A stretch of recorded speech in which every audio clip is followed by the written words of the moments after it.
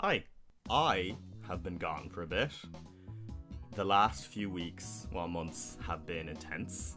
So I thought I'd get on the camera and actually address some shit. Well, not address some shit, but talk about stuff. Damn, I think this counts as, like, an actual face reveal. Oh god. You're ugly, you're disgusting, I'm gonna kill you, give me $200. So, I got COVID. Not great, not the best, didn't help with video production, but I thought because of that, chill vibes, I'm working on a big video, so I thought I'd just talk about 2021, what happened, if it was a good year, it wasn't. No, it was. And then talk about kind of the stuff that I did in that year. But I'm also going to be doing my makeup, because that's good for the algorithm, and I've got a few toys to play with. Island girl. So, yeah, let's shove some shit on my face. Father, when can I go out on my own? You all seen that shit? I can't wait for Gay Pinocchio. I'm just gonna go through my usual steps, because I presume none of you care about makeup. In terms of anime, as a fledgling AniTuber, it's kind of disgusting how little anime I actually watched last year, to be honest.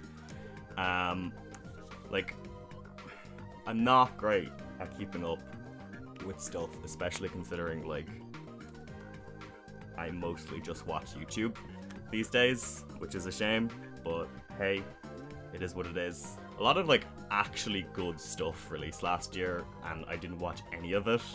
I didn't watch Megalobox 2, I didn't watch Attack on Titan, or Demon Slayer, or even Blue Period, a show I actually wanted to watch but didn't because video production. Instead of, like, watching a lot of good popular shows, I mostly just watched stuff that I know I would love, or would have been world-changing, or just somehow flew into my kind of general vicinity in general. So, I watched, let's see, well, obviously Evangelion 3.0 plus 1.0 Thrice Upon a Time was the most important piece of media that released for me last year. That's a given.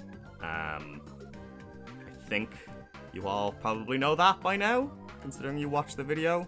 Thank you for the support on that video, by the way. It was weirdly well received for a video that was that incoherent.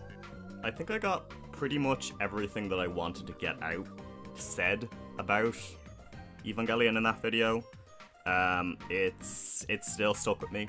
I don't think about anything else other than that movie, to be honest. It's in there. It's in that fucking noggin, and I can't think of anything. I mean, I'll be on the bus and I'll just hear One Last Kiss on repeat on a playlist. I'll just be like, oh, it's gonna be a good day. It's gonna be a good day. One of the most hopeful pieces of media I've ever seen. So good, so good.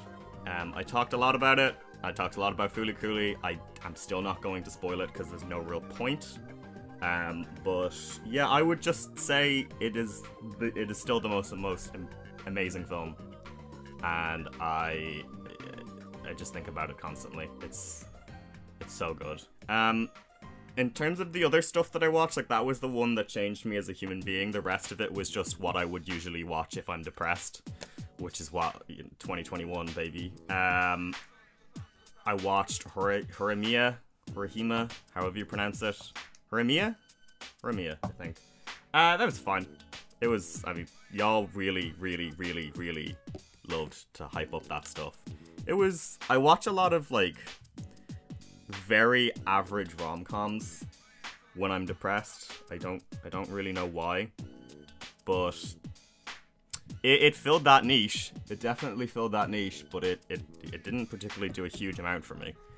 You know, the main leads were cute. I liked how much they kind of addressed kind of like living spaces. I think living spaces in rom-coms are very important. I liked how much the girls' central, like, house became a hub for all the kind of, like, comfy stuff, but I mean, I thought the, like, extra cast members were all pretty generic. They didn't particularly do a huge amount for me, so Yeah, it was alright. If we're gonna talk about non-groundbreaking stuff, I think, oh god, but I also watched Wonder Egg Priority. Dog, that thing fucking sucks. I'm sorry. I haven't seen a show, like, shit the bed that much since Madoka, which is kind of hilarious considering the similarities they both show. It had such a good start. That was the main issue I had with it.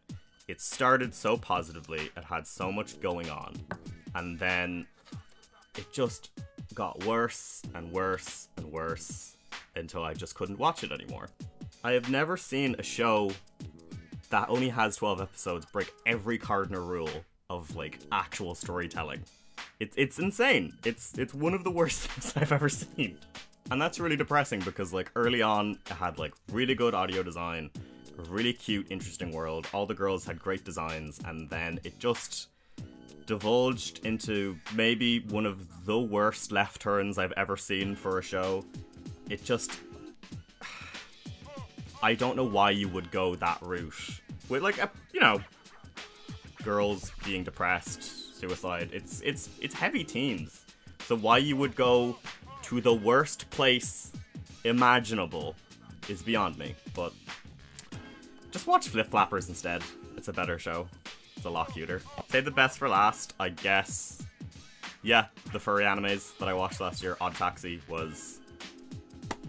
God, man, Odd Taxi. She is the sister everybody would want. Odd Taxi was like one of those pieces of media that just did everything right for me. It had the like cast of thousands in a city attributes of like something like Durarara, but it actually used its kind of furryisms in a way that wasn't inherently just about racism. Obviously people who have seen it understand, you know, the gimmick as to why they are furries, but like, even if they didn't do that, it would still be a perfectly good show on its own, just having cute animals. I mean, Otakawa is probably the hottest anime character who released last year. If you don't agree with me, you're just wrong, I'm sorry. I'm glad it was successful. It definitely seemed to be one of those shows that kind of came out of nowhere for a lot of people, and then they immediately all just started like gathering around it, which is cute. I like when that actually happens. Apparently they're gonna make an Odd Taxi movie, which I don't know if it's just gonna be a version of the show that is in movie form, like a lot of animes do, but if they were to continue with the furry stuff, it wouldn't really make a lot of sense for the plot. But I know many furries who would actually just be fine with that, to be honest. That shade is not very pigmented. I feel like you can't see any of the blush that I just put on. Or am I a whore? That's probably it. And of course the other show was Beastars Season 2. I mean, I finally actually watched Beastars Season 1 and like a good chunk of Season 2. I didn't finish Season 2. I would live and die and kill for Pina. I think Pina is just the most important character ever created in anime. I love him so much.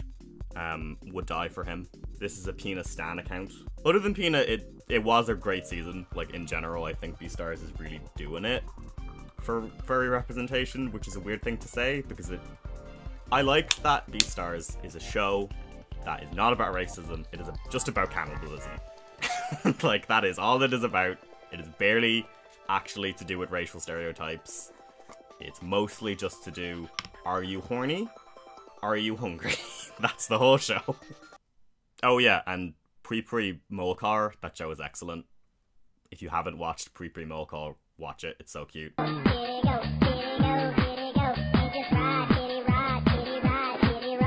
In terms of games, 2021 was kind of like 3 sections. The first section, I smoked a lot of weed. I was in lockdown. And I played all of Yakuza 0. Yeah, Yakuza 0, what can't be said that hasn't already been said about this game at this point? It's one of the best semi-open world games I've ever played. It's got some of the best character writing I've ever seen in any piece of media. I still to this day think about its like closing down hostess club music in the back of my head every time I'm walking home from work. It's got just the most immaculate vibes. As a big Shenmue fan, like, going into Yakuza kind of scared me, because I thought it would just be action. And I still would prefer a little bit less, because sometimes you get sick of hearing the same fucking screamings over and over again, but I am so happy that Yakuza is a series that I have got like 6-7 more games to get through, if that makes sense. And then I guess the second part of my year was basically just looking for a house. And I didn't really play a huge amount of stuff because I was like living in this tiny fucking closet, and I just went to work, fucking hung out in fields, and looked for houses because I was that sick of living in my like living space at that point. Though to be said, I did actually play a few games, not a huge amount. So I thought about including No More Heroes 3 on this list. I don't like that game very much, I know, unpopular opinion, the cult is gonna fucking murder me. But yeah, it's fine. It's my least favorite No More Heroes game, so sorry. To keep the ball rolling though, I may as well talk about a game I actually did like. Bowser's Fury was excellent. One of my favorite video games that has released in modern like systems in general was Mario Odyssey. I thought it was the closest thing I got to Christmas morning in a video game in a very long time. It was the reason why I bought a Switch. Like, the minute I saw that trailer, I was like, oh, okay, fair enough, yeah, I need this system right now. And I was kind of worried how Bowser's Fury could live up to that, and it couldn't. I mean, it's an internal Nintendo mod for a old platformer they released for the Wii U, so it's not gonna be, like, groundbreaking. But there's a lot of stuff in there that if Nintendo was actually to pivot into a fully Mario 3D open world scenario for the next game, I would want to see some carryover. I like that everything was cutscenes. Like, I know that that was the theme in general of 3D World, but I liked that it fed over so much into Bowser's Fury. I never played 3D World. I probably will someday, but it's not on my list, if that makes sense. I promise I just put on eye primer. I know it looks like I just got a hot load in both eyes. Yeah, Bowser's Fury, it's good. The only real issue I had with it was that it didn't have the traversal mechanics that something like Mario Odyssey actually had, because the only real issue I had with Bowser's Fury was its kind of traversal. Why would you not just pick the cat at all times, because it's the best way to get around? That's the only real power-up I used, so if they're gonna continue with Mario being in an open space and being able to traverse things at like a lightning speed, they need to traverse and bring over more of the stuff that was in Odyssey, because I feel like that's the only stuff that really made Odyssey sing. Oh, now they want to blame me. Someone wants to blame me for something now? What did I do? Do you guys remember when Neo The World Ends With You was releasing, and all that people would talk about was its comparisons between Persona 5, as if, you know, the original game never existed? The issue is, now that I've actually played Neo The World Ends With You, I think it actually has more to do tonally and textually with Persona 5 than the original The World Ends With You. Like, the main, not issue, but kind of tonal issue I have with The World Ends With You Neo is that it is not a game that is concerned with being a sequel, which is interesting. The original game was like about a bunch of depressed millennials talking about suicide every 4 hours, and then one of them actually dies. But The World Ends With You Neo is about a bunch of weird zoomers who just don't even give a shit that they're actually in a death game. So, you know, and the thing is, not that that's a bad thing. I actually really like how The World Ends With You Neo addresses time moving, and like literally time over how since the original game has gone and in the real world. Because like the cast members of The World Ends With You Neo do not act anything like the original characters who even show up in this one. It's funny to see them interact because it does read like a bunch of zoomers just kind of shoving their way into a franchise. It's very fun. I mean, what modern friend group doesn't have an edgy twink, a bedroom lesbian, a gay TikTok star, a man in his 30s who's obsessed with math, a himbo, and a fucking girl boss? I really like having its main cast be completely inverted from the original. They don't even give a shit that they're even dead. But that is an issue though, because a big reason why I actually didn't like this game that much, and I feel like a lot of people would agree with me, is that the original's game's kind of tone lended itself to pacing very well. The World Ends With You Neo, every 5 hours, you expect something big to happen like in the original, and it just doesn't. I don't think it's like a massive issue, but it's definitely something that I noticed was kind of a reason why I didn't come back to it that much. Because you'd be doing large sections of the game, and you'd kind of expect something in the plot to happen to at least kind of give you a reason to keep playing, and it just didn't.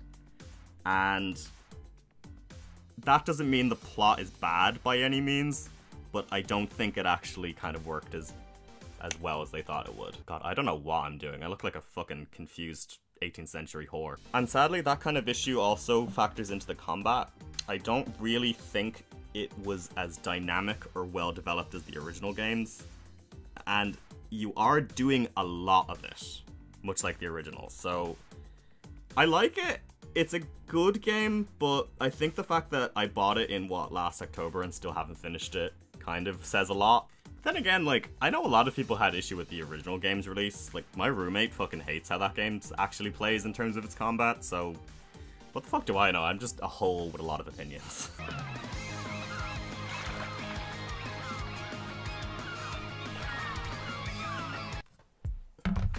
I think the single most impressive part about Guilty Gear Strive was the fact that it got me to actually look into the entire franchise's lore, and now I know all of that, and it's just kind of in my brain, and I hate that it is. Obviously, a big reason why I did that was because Wooly did a big retrospective series. It's one of the best things on YouTube. Go watch it if you've got like 14 hours to waste, as I did this year. I mean, that franchise's lore is so insane. It has a character who is the human embodiment of all of the people who passed away in a massive disaster from Japan, who is a fucking furry. So if that doesn't tell you anything about what that franchise is about, I don't know what does. Yeah, Strive owns. Like, it's a game that I did not play very much because I do not play fighting games as much as I should, to be honest. But every single thing about it hits on so many levels. I got a few matches with a few friends, and I don't think a single one of them was boring. It's just very frantic and very well optimized for people who don't know how to play fighting games, which I know is a cardinal sin for a lot of people, but as someone who just likes to look at the pretty colors, I had a great time. I like that they included a 26 episode anime with it. That's just what Arxis does, apparently, for their anime storylines. I think it's probably the best OST of the entire year. I think Mei's theme is probably my favorite. God, Disaster of Paradise is so fucking good. And yes, has the game made me look up an entire cosplay outfit for Mei? Yes. Do I want to buy the entire thing and take thought pictures in it? Yes. And you would too. Things aren't easy, there's no doubt, but you'll never ever be alone. Is this one cheating? I don't really know. Like, I know the original release came out in 2020 on like Apple Arcade and iOS, but I don't think that version had an ending, so I think we just kind of have to assume that the console, like PS4 and PS3, not PS3, like on the PC and all that, that is the actual release of the game. I don't really care though, because I would follow Ukitashi to the end of the earth at this point. I think he is the most talented person at writing deck games on this planet. He just really knows how to endear you to a cast immediately.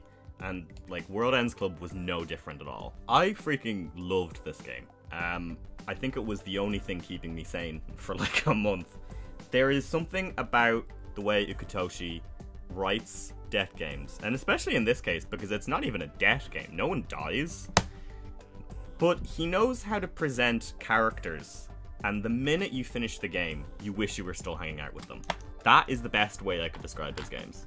Just nobody is doing it like Chuko Games at the moment. They are killing it on every single angle. And I remember I talked a little bit about the way they were kind of making some games be visual novels, but not traditional visual novels. I think that didn't work 100% this time around, because the platforming is probably the worst part of this game. I would kind of have preferred if they just spent more time making the world comfy. Yeah, what I'm saying is I wish they made this game less of a game. But, I mean, I feel like that's the same for a lot of people, to be honest. If you don't know about World Ends Club, by the way, it's about a bunch of children who are kidnapped, pretty much, from a field trip by a evil girl boss robot, and then forced to kind of travel across Japan in like cute summer vacation vibes. I think playing it in the middle of summer was definitely a good idea, probably the best way you could experience that game. It's definitely the most hangoutable game that I played this year, for sure. Which is funny because, I mean, it's a death game, but somehow it's more relaxing than something like The World Ends With You Neo. But I guess that's more like Metropolitan death games, so they're a bit different. Yeah, I definitely think the game's worst attributes are when you're actually playing it, which sucks. But, I mean, if you can get over that, it's janky mechanics. I think it's probably one of the best stories Yukatoshi's wrote at this point. I cannot, in any way, recommend this game enough if you like trophy characters, road trips, and kind of not insane storylines. It's not VLR or anything, but like it does have some cute little twists and turns here and there. Yeah, cute ass game. Just please play World Ends Club. It's so fucking cute. And before that wolf eats my grandma, give that wolf 8 by 9, I give that wolf. Give that wolf.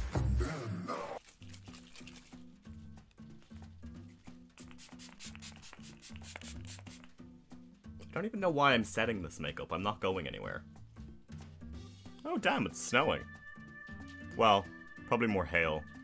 If you can hear that, sorry. It's February.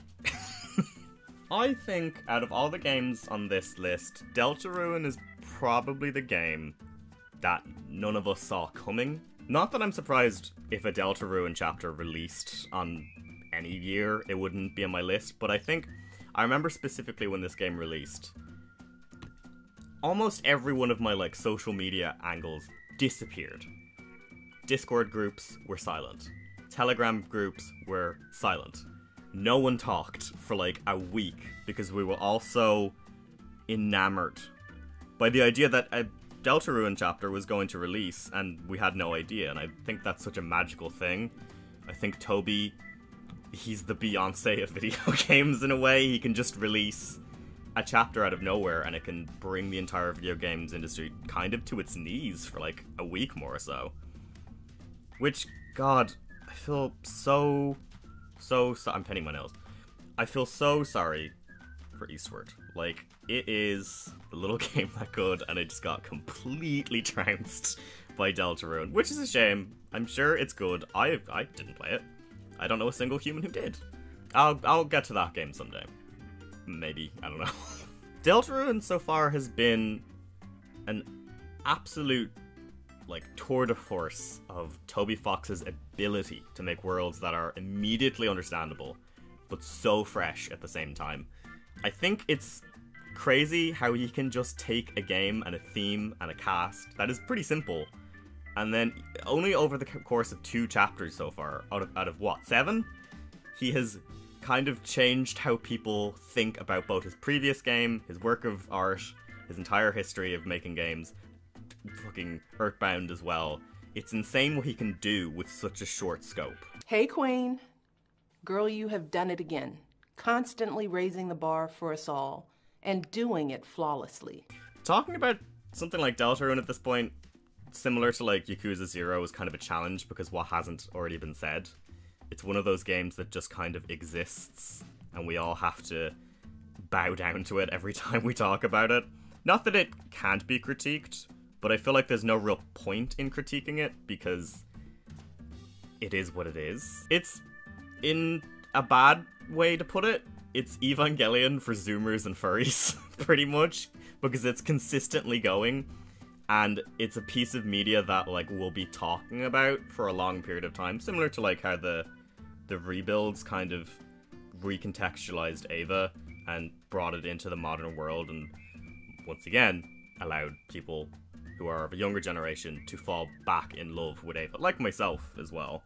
I think Deltarune is a really interesting way to present both critiques of modern video games, but also of his past, of like, you know, the complete success, the complete insane success that was Deltarune, and kind of talk about it in a very nuanced way. Like, it does actually have a lot to say about this stuff while presenting it as its own thing. That's kind of why I like Deltarune so much.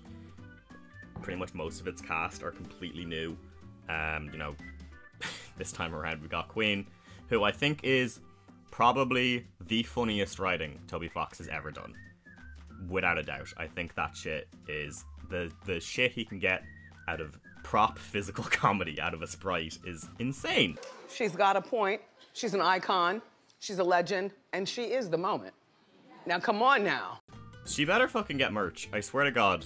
That's the issue, because I am a person whose favorite Toby Fox characters do not get any merch.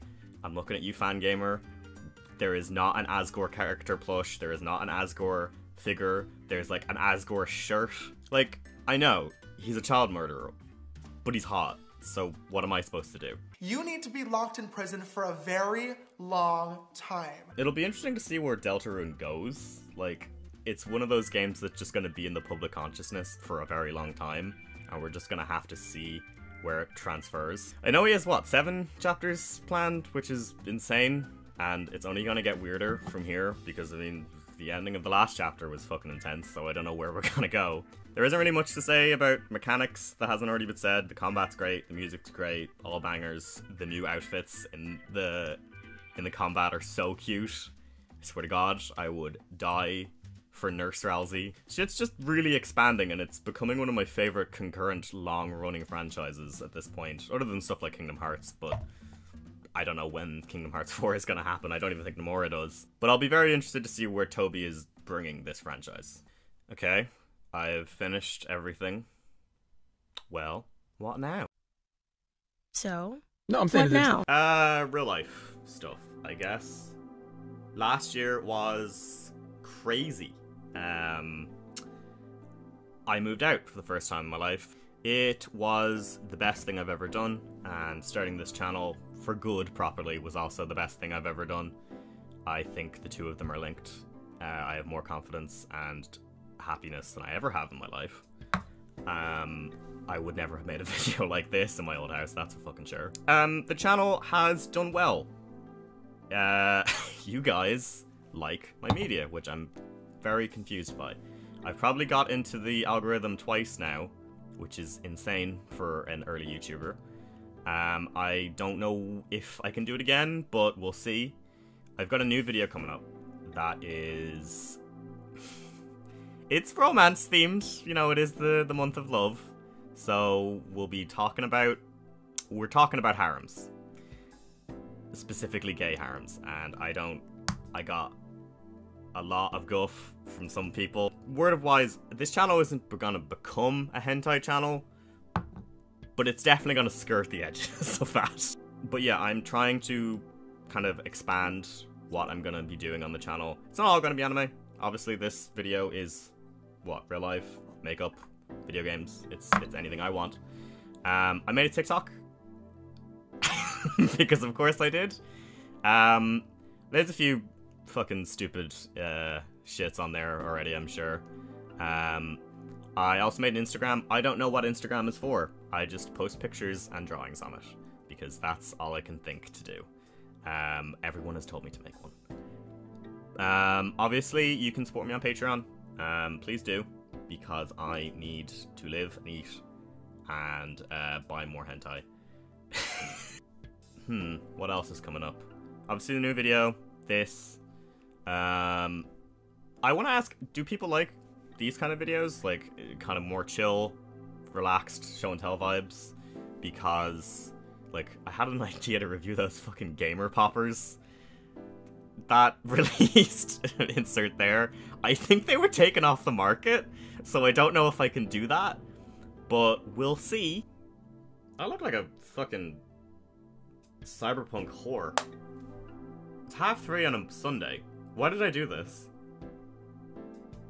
Time to catfish some old men.